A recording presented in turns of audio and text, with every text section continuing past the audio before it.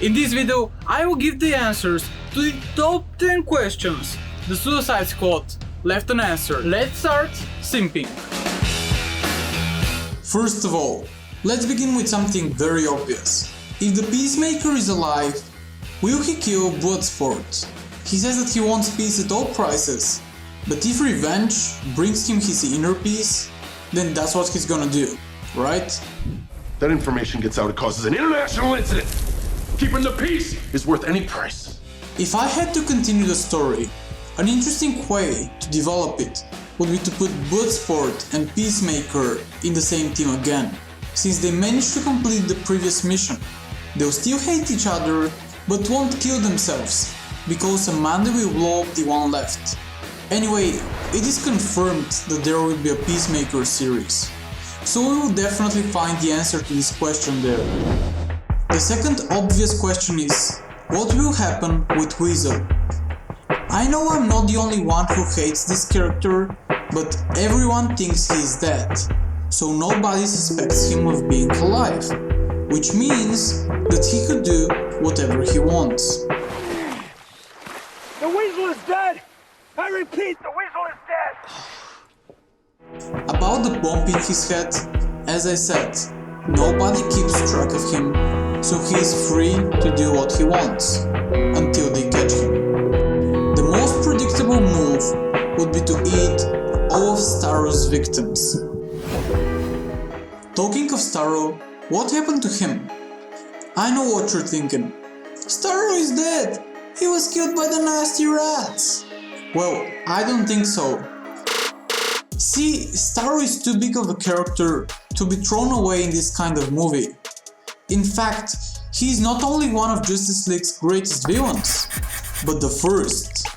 When I was younger, I was a very big fan of Batman, the Brave and the Bold. It was my favorite Cartoon Network show. The Siege of Starro was a two-part episode in season 2, where he took almost the whole DC universe with his little starfish. I was so creeped out that I couldn't sleep at night. And I remembered him being a very, very powerful villain. And he actually is. But now, I see him in this goofy version. Not that I'm disappointed, not at all. I am actually happy that they introduced him so early in the DCEU. But still, I expected more.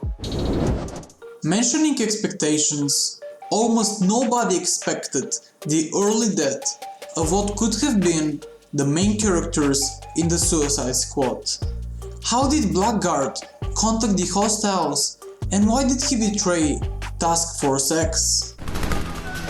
Blackguard sold us out. He contacted the fucking Corto Malteese army! When the first Task Force X strike team arrived at Corto Malteese, Blackguard revealed that he had contacted the island's armed forces and betrayed all of the other squad members.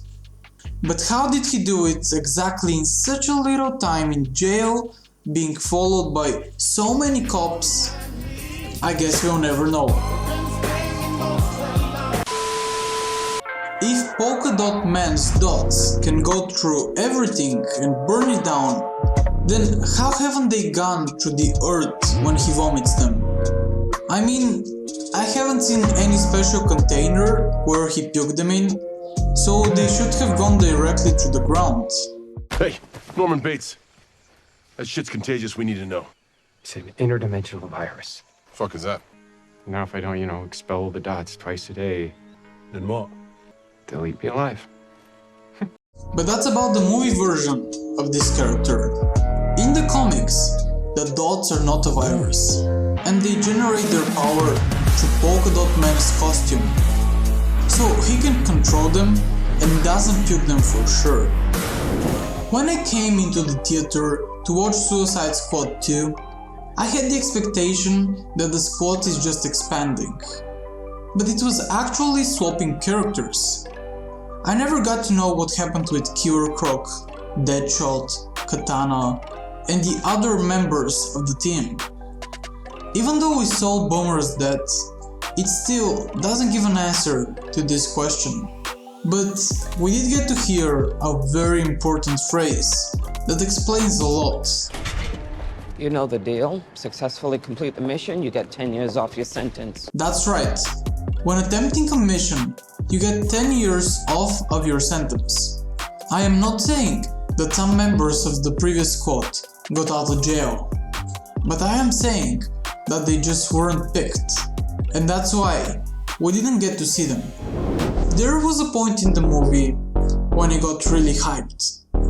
That was when Amanda was threatening everyone left on the team that she'd blow their heads. And then BAM! Task Force X, this is your last motherfucking warning! She got hit.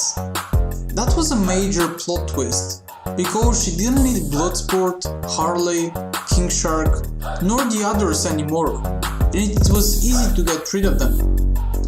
The question I'm hinting here is if Amanda Waller will continue to lead the Suicide Squad. And that question is hard to answer, but I think that she will. She is a powerful and a very influential character who is loved by fans. The thing is, will her crew be the same? Because the way I see it, I don't think they fear and respect her anymore, because she was hit by her own people and blackmailed by Task Force X.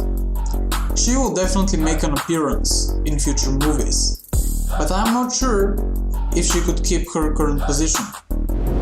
Another very unusual observation almost anyone who has watched the previous Suicide Squad can make is why the Joker isn't in this movie. Well, to begin with, he isn't with Harley anymore. He's not in jail, so no one can make him be part of the Task Force X team, and that version isn't loved by fans that much. But is there another reason? What if the nightmare in Justice League the Snyder Cut was actually true? Check out my video talking about this possibility in depth on the iCard in the upper right corner. Thank you. A question everyone asked himself at least once after watching this movie is what will happen with the future Suicide Squad? To be honest, I cannot answer that question for sure, but I have some theories. What if we get to see Red Hood on screen? That's right, he's a prisoner in Belle Reve and is a perfect choice for Amanda's Task Force X team. He'll get easily convinced with the 10 years off proposal, and here is the best part. What if that Red Hood is the same as the one in Titans? Huh? Well, the one that's coming in Titans, season 3 isn't out yet. That would be a perfect way for DC not only to introduce new characters in the DCEU, but also to make some more money by promoting their show. Before I get to question number 10, here are some honorable mentions. How can sharks breathe without water? How can one of Corto Maltese's presidents not know what 69 means? And finally, why didn't they tell us that TDK stands for the Detachable Kids? Maybe to shock us with the most useless superpower? Anyway, question 10 is, why did Javelin give his spear called Javelin to Harley, and what was it meant to be used for? The movie intended that Javelin, the spear, was meant to be used to kill Starro, but in reality, the rats did all the work.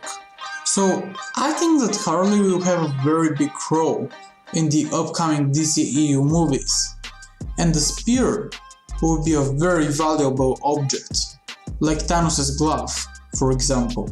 As I already mentioned, I think that Starro is not dead, so he could come back, and maybe then Harley gets to kill him.